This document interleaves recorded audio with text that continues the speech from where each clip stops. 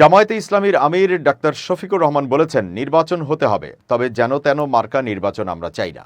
নির্বাচনের মতো নির্বাচন চাই, সুষ্ঠু নির্বাচন চাই, যে নির্বাচনে পেশি শক্তি আর কালো টাকার খেলা চলবে না। তাই সরকারকে বলবো, আগে সংস্কার করুন, পরে নির্বাচন দিন। তিনি গণমাধ্যমকে দেওয়া এক সাক্ষাৎকারে এসব কথা বলেন।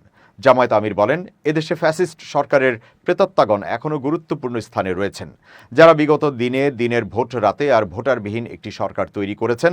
তাদের দিয়ে আমরা আগামী নির্বাচন মানব না। তাই তাদের নির্বাচন থেকে বিরত রাখার আহ্বান জানান তিনি বলেন, 24 জুলাই আগস্টে এই জাতিকে একটা ধাক্কা দেওয়া হয়েছে, আরেকটি ধাক্কা এই জাতিকে দিতে হবে। অধিকার প্রতিষ্ঠা করার জন্য ভোটার তালিকা সংশোধন করতে হবে, ভুয়া ভোটার বাদ দিতে হবে, মৃত ভোটারদের চিহ্নিত করে ভোটার তালিকা থেকে বাদ দিতে হবে, যে সমস্ত লোকেরা ভোটার হয়েছেন কিন্তু নাম তালিকাভুক্ত হয়নি। এছাড়া রেমিটেন্স যোদ্ধাদের ভোটার তালিকায় অন্তর্ভুক্তির দাবিও জানান তিনি।